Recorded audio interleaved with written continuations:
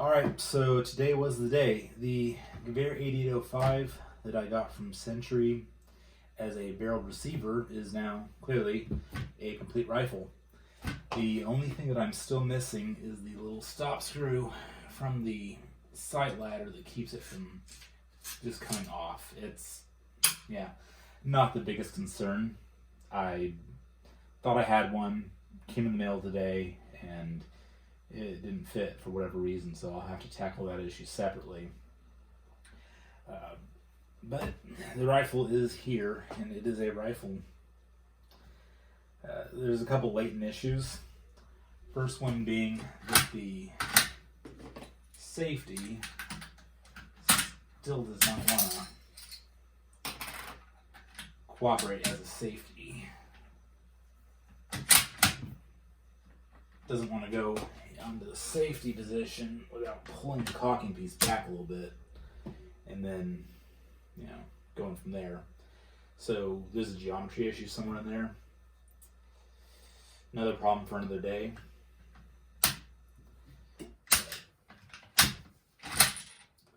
Weak ejection. I think that might actually be due to something going on with the extractor.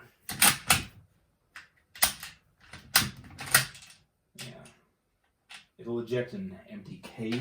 Okay, sometimes. That's just kind of the thing it does. There, that one popped out.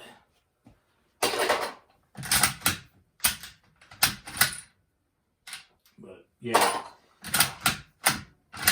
not exactly desirable for a shooting. It won't extract it all unless you pull the trigger on it. Weird things. It's going to take a little bit more work to get done right.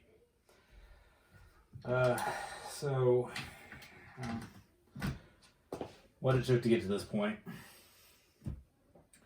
Numeric supplied most of the bolt parts, with the exception of the bolt head. Bolt head actually came from this Chinese 88 clone, also from Century. This thing's a piece of shit. It won't even stay cocked. All the springs are shot. The barrel bands are held on by hopes and prayers. I don't see that they were ever actually attached with anything. There's no retention springs. There's no holes for screws. They're just kind of on there. So, got the bolt head. Now I got a wall hanger. Could be worse. Stock. Just came in from eBay. It's actually just a Gewehr 88 stock, or was. It never actually been through the 8805 conversion until, today, obviously. Had to use the old universal gunsmithing tool to cut a couple bits of material out. And mostly that's related to the feed mechanism conversion. There's a screw that holds it in place on this side. You have to cut a channel out for that. And you have to cut a channel for the little magazine lip that retains the cartridges in the magazine. Not a whole lot of work. Once I kind of got everything going, just a little bit of fitting was required. And that's it.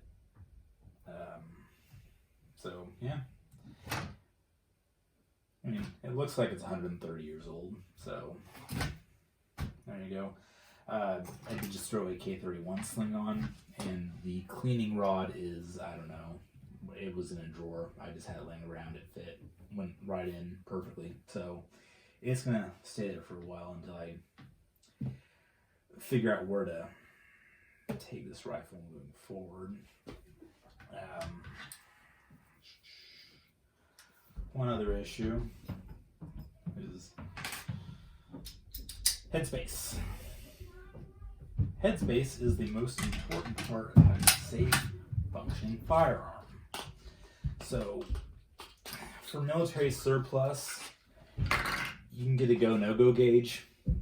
Really all you need is a field gauge. So just pop that in. Field gauge, it shouldn't close. Oh, yeah, it closed. out of Headspace,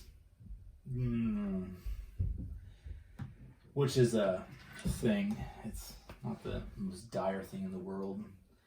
I did test fire it twice with low-powered ammunition that I made for just backyard shooting. It's 10 grains of Trail Boss underneath a 150 grains soft point, if anyone wants the recipe. It's subsonic, pretty low noise. It is basically the noise level of a 22 or something, like a subsonic 22. And I'll have to just cut that footage into the end of the video. Why is it fighting me? It doesn't mind.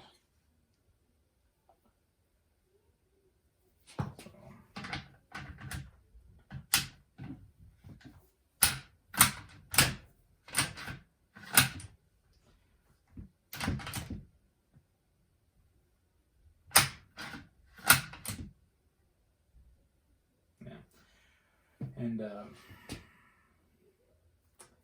I guess with the extractor, it's not closed, but that's, oh, there it goes. Just a little more different. That's not what we're testing for, though. You just don't want it to close on a field gauge. So I haven't test fired it with full powered ammunition yet. On the two that I did test fire, the cartridges, the casings were okay. They were converted from 30-06, so they weren't going to look right to begin with necessarily until they're properly fire formed. I really don't think that happened with such a low pressure load. The primer was really proud. So yeah, it is loose headspace. There's no getting around it. That's a symptom of this rifle at this moment. So gauge out. So overall project, was it worth it? It was something to do. I'm at this point, even taking out the cost of getting the bolt head from the Hanyang rifle, I'm in it a little more than I should be. About $400 probably total. Yeah, it was an interesting lesson in what made these particular rifles tick, kind of the history behind them, since it is one of the conversions. This is actually a Turkish marked conversion, little crescent moon there. But yeah, there it is. So I don't know what else to really say about it. Grab the Kar98K for comparison to it. A much nicer looking rifle. So, yeah, about the same sight radius. A little longer on this one for the front end. Rear sights are about the wrong, same spot. The action rings, the action's really very similar. This is just a later iteration of the same thing. Kind of. You have a lot of the same things make these tick. This is just, again, a little more refined, a little more later example.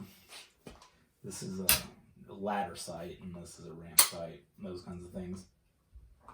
Otherwise, the lineage is definitely there.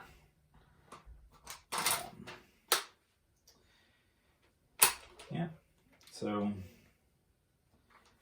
was it worth it? Sure. It's something to have around. I'll figure out a use for it, give it to someone, just, you know, have it in the collection for now. Restoration is not really going to happen. This wood is a little rough, a little worse for wear. So there's really, short of buying a new production, like a reproduction stock, there wouldn't be much point in polishing up the metal to look real nice. I'm just going to leave it as is, just because there's a good balance in what it looks like right now. So, yeah, Century Arms, Gewehr 8805. Good times.